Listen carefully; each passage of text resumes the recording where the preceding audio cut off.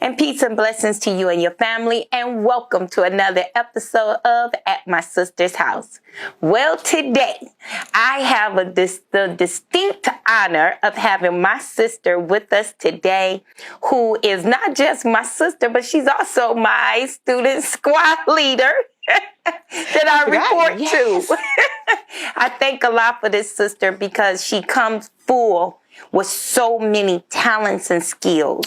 So I introduce to you my sister, our sister, Sister Celestine Muhammad. Welcome. Assalamu alaikum. Wa alaikum salam. So Sister Celestine, you're in Mosque number 1 by way of Mosque number 7, New Mosque York. number 7, New York, the heart of the nation. Yes. So to all the believers in New York, shout out. Shout out.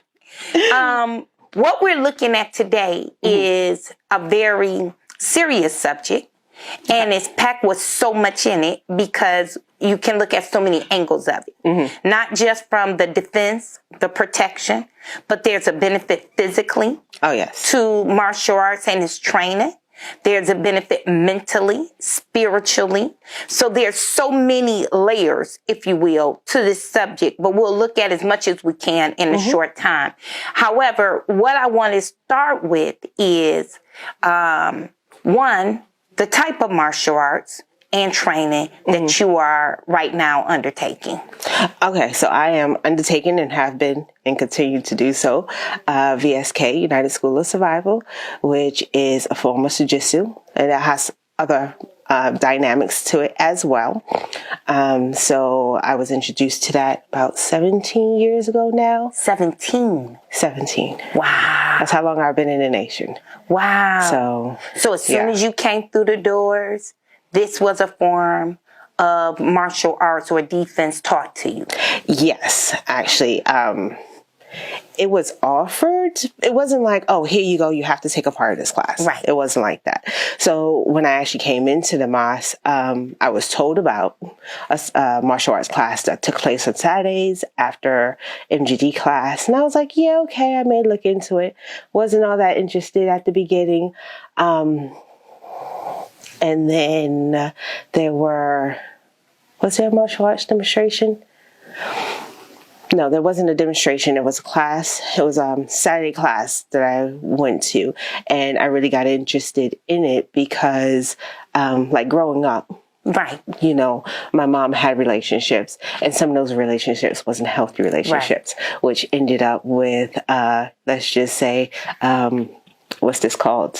We don't eat it anymore, so I forget the name of it. Grits. The Al Green tossing of the grits. Tossing of the grits, you know, or hot grease. And I always said after one relationship that I had before coming into the nation, when I was hemmed up against the wall being choked, that this is not going to be my life. This right here is not going to be my life. And coming into the nation and getting to know me, the value of me, and then being taught there's a way to physically defend yourself, not just mentally defend yourself, but physically do that as well. I was like, oh, let me go ahead and find out what this is all about. And when I got into class, I just love it. Yeah. I just love it. It's the energies, camaraderie. You know, you see your fellow brothers and sisters and the children. You know, we're all doing the same thing. There's no little U's. Those no big I's, no little U's is what I want to say. Everyone is there and everyone has the same purpose: to learn the technique to the best of their ability to defend the life that God has given us. And I'm glad you brought that up, because for me, when I came through the doors as a Vanguard, and I moved from Detroit to Chicago, and I became officially in the Vanguard class and going through the training, they introduced martial arts there. And we learned several forms. Taekwondo, Jiu-Jitsu was introduced, karate was introduced. But when I moved back to Detroit, Sister Jessia trained us for years in Ishinru. And learning that those are martial art forms, gave me confidence. I felt stronger, not just physically, but I felt mentally stronger. I really could apply and understand the general orders on so many levels because I'm in defense mode and I'm doing things to protect. So it was an excellent confidence builder. Oh, yes. For me. Oh, yes. And I noticed that in all its sisters, including the physical workout part. I mean, you had to be physically fit to do many of these forms of martial arts. Yes. So I get that. Now, at this time, now let's go back. We're going to go back to a point you made. Okay. You are in the VSK. I was going to say VSK Jiu-Jitsu University. That's with Grandmaster Aziz Muhammad. Now, for those that's watching, we're going to put the link there because they offer a national martial arts seminar annually. And then sometimes we get smaller ones throughout the year to participate in. And there's a school in Chicago. And there's a school in Chicago. So that was where I was leading to. Yes. I went the long way. Oh, okay. You went straight there. Thank you for that. You're welcome. What is VSK Jiu-Jitsu University? Give us an experience. Tell us the ambiance, the energy. What's the take of being a student in this particular martial arts form? That's a good question. Even from the seminars. Love. Wow. If I can say, if we're all together, so if I can just, from the point of the seminar, from our national training seminar, there's a lot of different forms of martial arts that comes together. And they are so well respected. The art form itself is respected and loved to such a degree that there is no difference in how to say it. There is no like a hierarchy, if you will. No, not a hierarchy. Friction. You know, because if you understand, because if you sometimes you have competition, because we was just speaking of competition earlier on. So there's no competition of little I's, big U's, or how that phrase goes. Right. You're right. It's when we come together, it's about the art form. Okay. Okay. Right. It's not your form is better than ours. My form is better than yours. No, it's a part of a place of coming together and say, what can I learn from you? What can I learn? You have to come as a student. What can I learn? Oh my God, this is awesome. I can use this. It's different from what I'm used to, but I can apply this to my life. It's a respect factor. A respect factor and a love factor. Wow. And I say love factor because you place yourself in a position of being hurt from just the demonstrations and going through. I am so sorry. I thought that was on silent.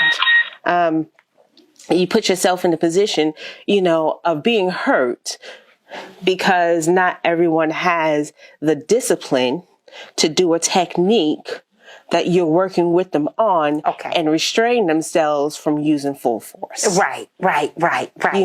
So you have that love factor and the trust factor that's in there that says, because we're all within the same love of this way of life in art form, I'm going to stand in front of you. You do this technique with me, and I'm trusting you not to harm me. Right. Okay. I see. And I'm going to do the same thing to you. I'm giving you love and respect, and I'm going to respect your love for me and trusting me to not do you harm.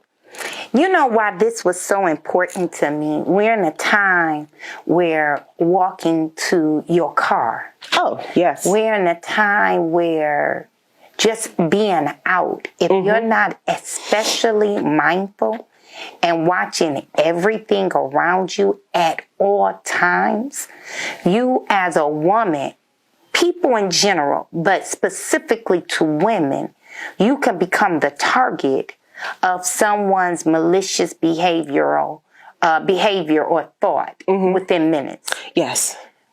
From the standpoint of your martial arts training, how do you see it for women in general? How would you encourage women to take a form of self-defense for themselves? at the end of the day, is me going home or you going home. There's no in between for that for me. Right. I have a family I'm going home to. Right. So that means if you're going to aggress upon me, and that means you're bringing towards me ill intent to take my life or do me harm, that means I'm going to stand firm on what I've been taught.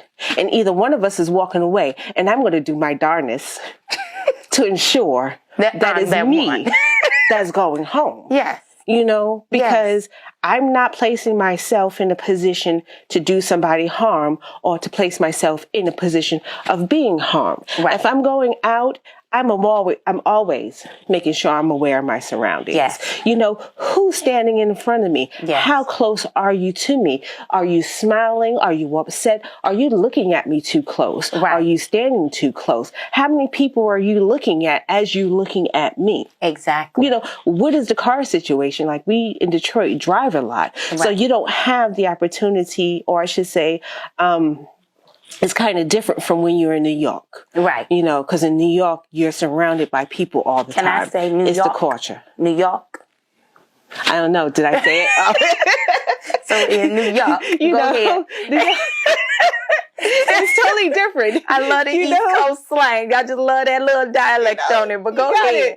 You know, so the way you think while you're in New York on the subway is different to how you think here in the car, stopping off and getting gas. Right, right. You know, you're getting gas, so you're making sure you're going to position yourself where at least your back is protected. Right. And you have a swivel, you know. You have all this right here to keep an eye on, you know, because you know the car is going to protect your back. Mm-hmm. That's different. You know, whereas in New York, your head has to be at a constant swivel in a sense. Okay. And it's not just your eyes seeing what's going on. It's your ears. It's your smelling. It's your whole senses that you're using. It's that God sense that kicks in. Right. You know, so you have to listen to the God within you that says danger is right next to you. Right. You know, if a person is standing too close to you and you get that little edge, there's a reason why you're getting that little edge. Right. Okay? Position yourself where you can stand so that if someone is going to hit you, kick you, punch you, you're able to defend yourself or even block it. Now, don't get me wrong. I'm a female. Right. I know if there's a gentleman who is 250 in weight and all muscles, I am not delusioned to say that my skill is going to be going head on with this gentleman. Why? Because he's taller and he's stronger than me. Right. You know, I don't have the same strength as a male, but what I do have is enough to stop you in your tracks and enough for me to get away from you. Exactly. Okay? There's enough in me to ensure that I cause you pain. As Okay Little John says, he says, you want to make them sing. Right. You know, you want to make them sing. When you make somebody sing, it means you're doing it right. Right. You're giving them an opportunity to think twice. Exactly. You didn't think twice. No, we're not thinking twice. I'm stopping your thought process first and foremost. Your thought is to do me harm. Now I need to redirect your thought by the pain that I'm going to apply. Now, this goes to, and I want you to speak on, we're not the aggressors. Oh, no, we're not the aggressors. We're not going around looking to be a bully. No. There's a difference in what we're saying in protecting oneself. Yes. And being the aggressor. Yes. It's totally different. Right. You know, with martial arts, we are specifically taught, we are not, because we have these skills, we have a huge responsibility to use them in the proper way, in the proper form. Exactly. Okay. We are not to be picking fights with people. We're not to be out here trying to, how you say, ooh, yeah, bully. I'm going to, you know, don't mess with me because I'll do A, B, C, and D. No, that's not the point of learning the skill. This is a way of life. The way of life that we're being taught is, one, yes, you defend yourself. Two, you don't let anyone aggress upon you. As Quran says, we are not their aggressors. However, we fight with those who fight with us. Yes. And if we must fight, we fight to the death. Right. That doesn't mean if you're fighting somebody and someone stops and they turn away and they pull back that you keep going. Right. No, the discipline says you're fighting with them to the extent that they fight with you. So if they are yielding to whatever it is that we are applying to you, then we are responsible to step back. Yes. That doesn't mean that you get to go at us again. Exactly. Because we've already given you the leniency, that grace period to say, okay, we're good, right? Right. This is the end of the fight. Okay. Now, that's only once. If we have to come back again, no, I'm going home. Right. Exactly. Which means one of us has to die. Right. And I think one of the reasons this was so important to me, for us to talk about it, because I know a lot of times there are those who see the women around, the vanguards around, the sisters around, the minister, Minister Farrakhan, or they see us at events. And sometimes you can mistake the security-mindedness for mean mugging, or I wonder what they, are they trying to make it like they want to start something with us? And there's a big difference. There is a difference. We deadly but dainty. We deadly but dainty. And the demeanor that one would carry when you are set in a mind of protecting that which you love. Yes. Yes. There is no let me smile at you look. Right. Right. Okay? Because say, for instance, when we think of our children or our loved ones, if we have to fight on behalf of our loved ones, we're not smiling at the person who's coming towards us. Exactly. We're not doing that. Because it says, okay, I'm not taking it seriously. No, you will have the full attention of the individual that you're about to engage in. Right. Or engage with. And I want people to understand this is used as a protective measure.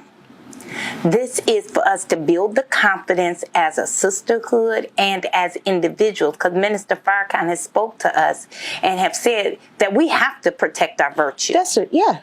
So we will fight to the end to protect our virtue. He said fight to the death. To the death. He said fight to the death to protect your virtue. And kill that which wants to take from you, which you're not willing to give.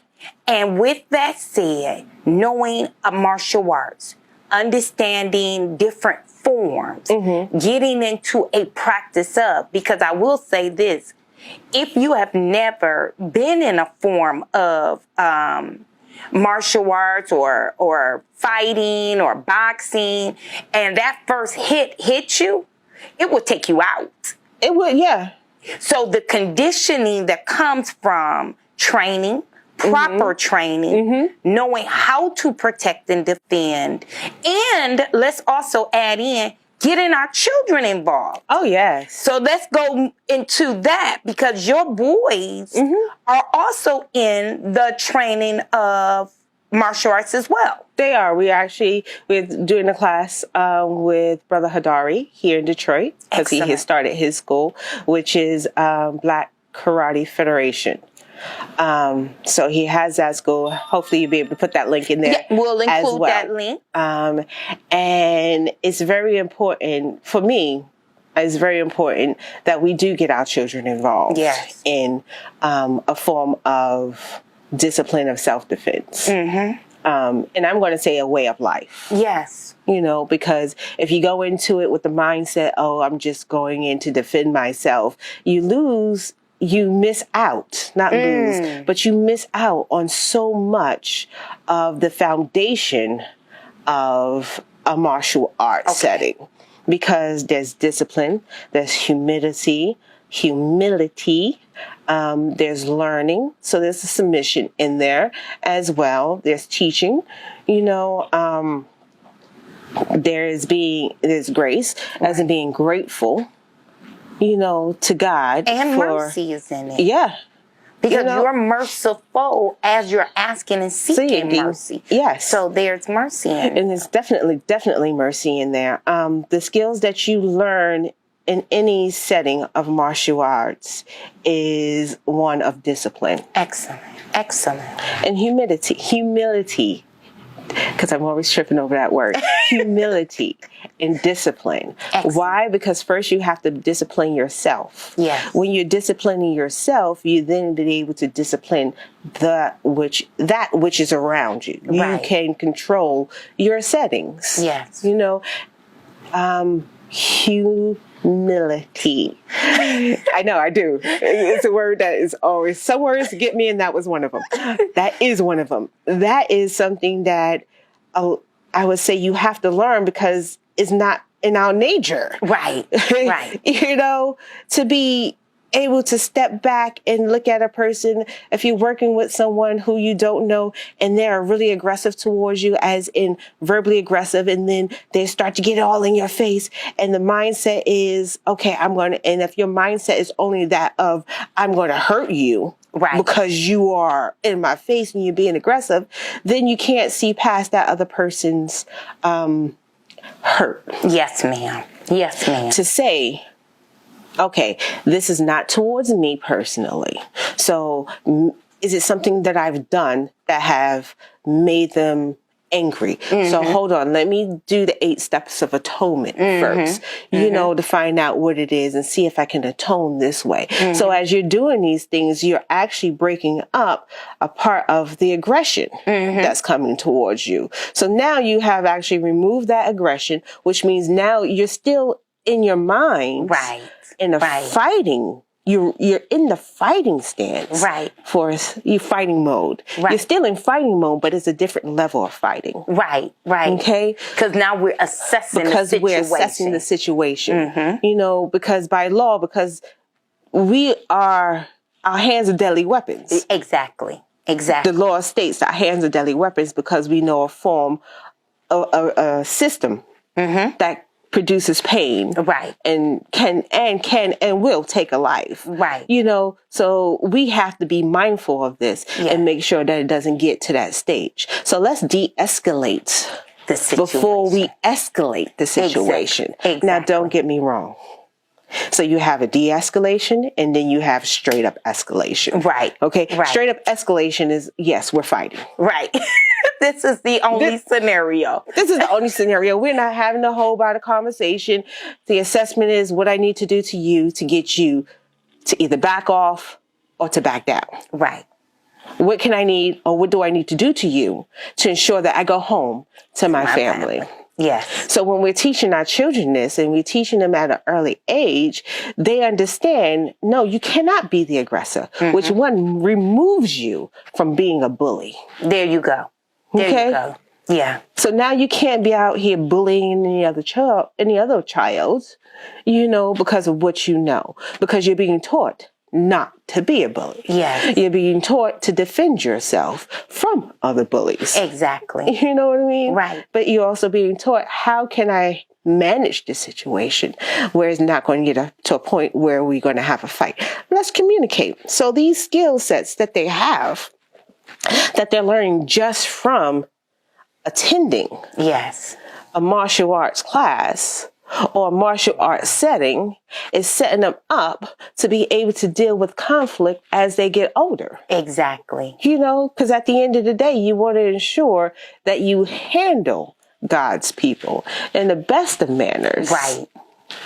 Because at the end, I don't want to be held accountable for mishandling. Exactly. You know, anyone under God's law, or under his umbrella, his people. Let's put it that. I don't want to be standing there like, what now? Why did you send my brother or sister to the hospital when you only had to say a different word, and you only had to talk? It reminds me of when the Honorable Elijah Muhammad said, think at least 5 times.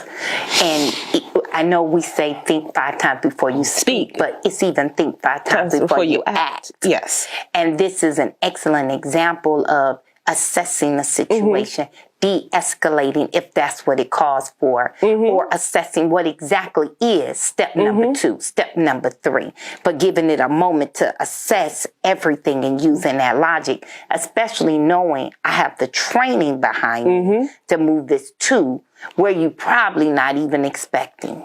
Correct. You did not, as they would say in the streets, you ain't ready for what you think you are. Yes, and sometimes And sometimes the humility part comes in with us as well, is we can't take for granted that we know more than the person out in the street. Ah, excellent.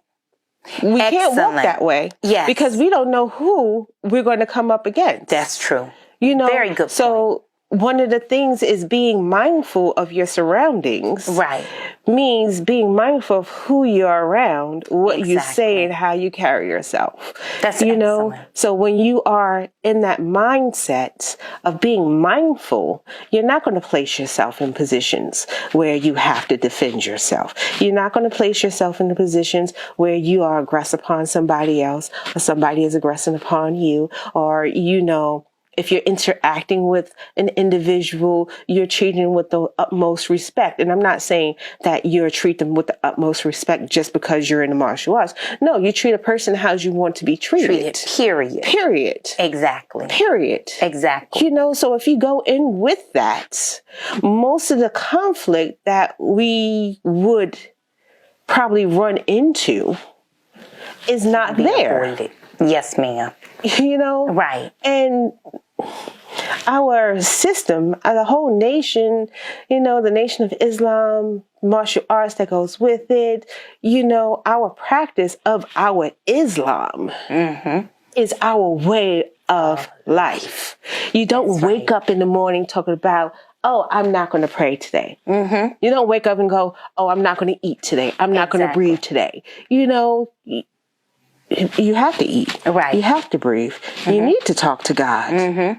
Because if you're not doing these things, it leads to death. Exactly.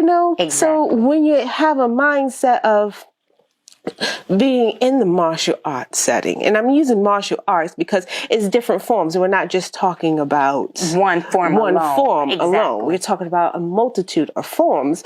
You wake up with it, you live it, you embody it. You have to embody it, because if you don't embody it, you're not getting the full force of God's blessing for having Him teach you and place you in a position of learning it. Excellent. I'm so honored. One, I just love you as my squad leader. I love you too. That. I have to request. I'll be like, Sister First, can I please can I be in her squad? Because I love the sisterly love, the gentleness, and I know that your training is serious for you. And I thank Allah that you are able to share and express that, so that other sisters, others watching, will also partake in learning a form of martial art, learning some self-defense techniques, just for one, like we spoke of, the ability to cause humility, the humbleness, to physically rejuvenate the body. I've heard the minister say, I don't care if you're in a wheelchair. Everybody can protect and defend. Yes. You want to be trained. And I remember training in Mas Mariam, and there were elderly sisters who were in wheelchairs or on walkers, and we showed them how to work that one hand. And I've heard stories of, in the first, when the mosques were attacked, the women, the children, and the men were out to protect what's ours. So we want to learn properly how to protect, how to secure, and make ourselves, and give us that confidence need to do it and know we got what we got. We can. It's so beautiful to know that you have a set of skills that is able to protect your life. So, and it doesn't have to be, so let me also say, it doesn't have to be martial arts. It can be any form of defense that you want to learn. Boxing, kickboxing, wrestling, what's the other one? I like the motion. Tai Chi. Tai Chi. I love Tai Chi. Tai Chi. And especially at my age, Tai Chi seems very much like my speed right now in life. It's so funny. The art of Tai Chi, it looks like it looks like a dancing move, It's all about and that. and they're really teaching force in it. Yes. Although it looks in appearance to be so gentle and look like they're just so yes. but when applied properly or in that moment, yes, it is a protection as well. Like you said, excellent point. It so is. So we were talking about defending yourself, right? The different techniques. And one thing I wanted to say in regards to defending yourself, it starts way before you get to a physical defending of yourself. It's a mental.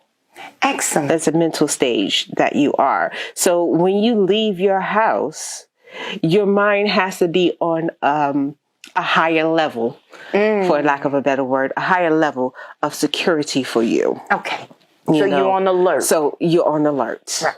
You know, and it's not like you go out and you're walking like, what's going to happen? What's going to happen? Right. I'm going to get you. That's not the alert I'm talking about. You know, the alert is mindful of your surroundings at all times. Yes. You know, you get in your car, you know that's a safe place that you're in. But when you come to a stoplight, is it still a safe place? Exactly. You know, is your car locked? Is your windows up? You know what I mean? Or your windows down, depending on where you are and what you're doing. So that mindset you have to have when you leave your house is a mindset of, let me make sure I'm aware of that which is going on around me. You can't be aware if you have your ear pods in your ear and you're listening to music and you're walking up and down the street and you can't even tell when the light is changed. Exactly. Because you got the music in your ear and you can't hear someone running up behind you or even a motorcycle coming up or a bike behind you or even some children running up behind you. So making yourself be aware of your surroundings and being mindful that the technology that we have today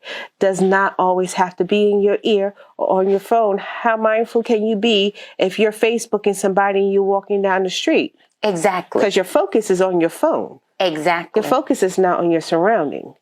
You know, I'm so glad you brought that up because as we review and we speak about walking your post in a perfect manner or being always on the alert or being especially watchful, but then we go back to everyday life and we become the complete opposite.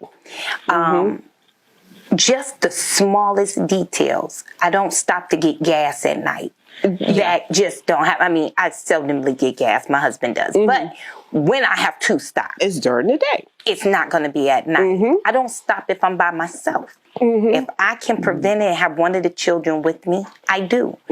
After work, when I walk to my car, looking around, looking in my car, looking at my door handle. Yes. I'm very conscious of all of these maneuvers and moments that people can use to now put me in a state where I can't protect myself. Yes. So I'm glad you brought that up because it's so key to everything we're talking about. How mindful are you? And I see it all the time. I work in retail management and you will see a lot of time people come to the counter on their phone. Yes. They can't find things in the store because they're on their phone. I'll tell you another infamous one. They lose the phone.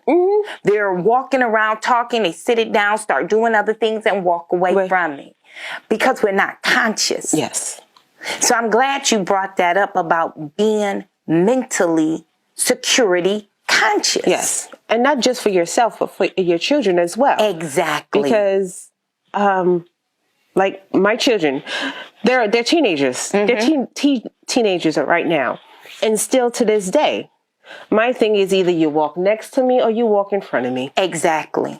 That's the two choices you have. Right. Next to me or in front of me. Why? Because I can't see you behind me. Okay. I don't have eyes in the back of my head. Exactly. You know, I can turn my head and see what's behind me, but I don't have eyes in the back of my head. And many times I've gone to the supermarket or just generally walking around in the store or even going, walking down the street, and the children are so far behind their parents. That is so true. While the parents are in the front, and there's too much.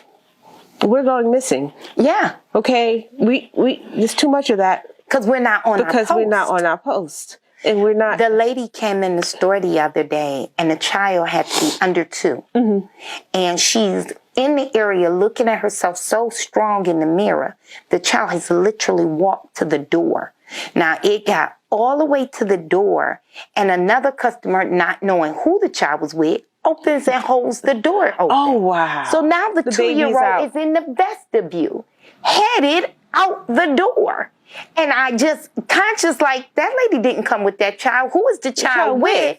I make a quick announcement, go get the baby, and the lady is totally unconscious. The child wasn't with her. Wow. She was not aware that the child had made its way to the vestibule on its way outside. Wow. And when you say that, how mindful are we? Mm-hmm. And although our garment is our protection, mm-hmm. although a lot of times we know how to speak and you can see if you're diffusing a situation mm-hmm. or if this could go somewhere wrong, our consciousness mentally to the scenario we're in, mm-hmm.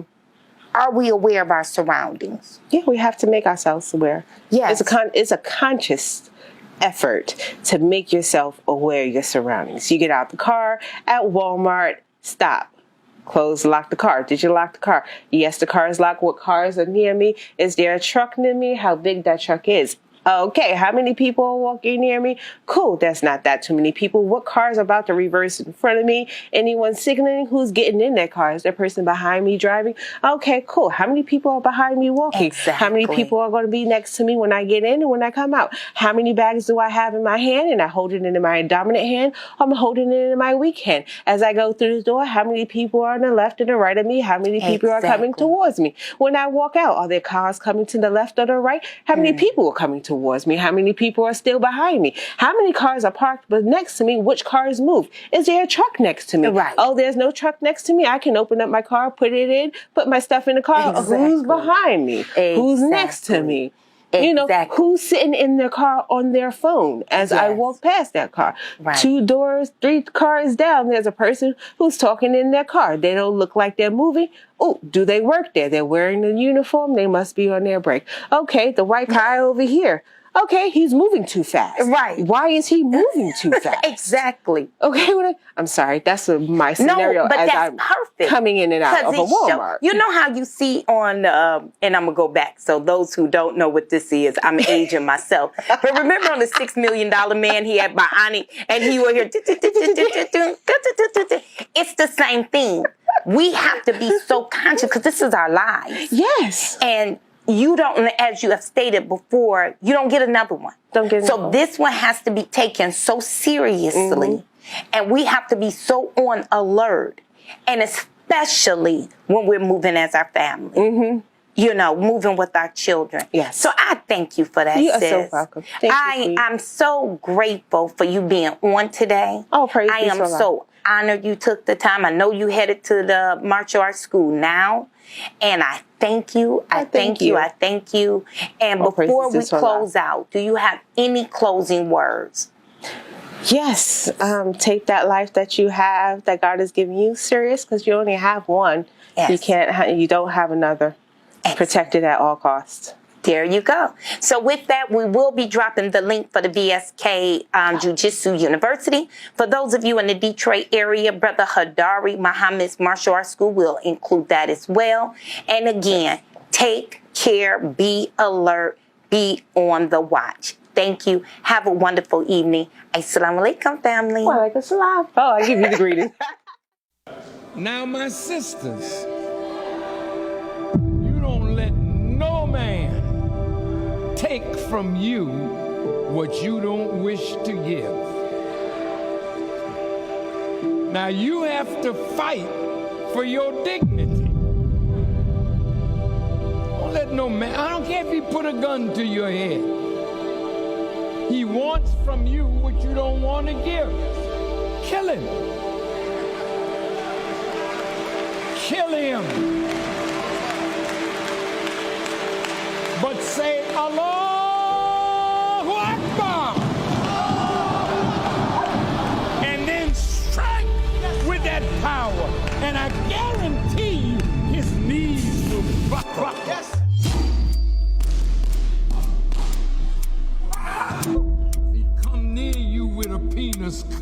off. Cut his throat. Won't give him nothing but death. Because that's what a rapist deserves.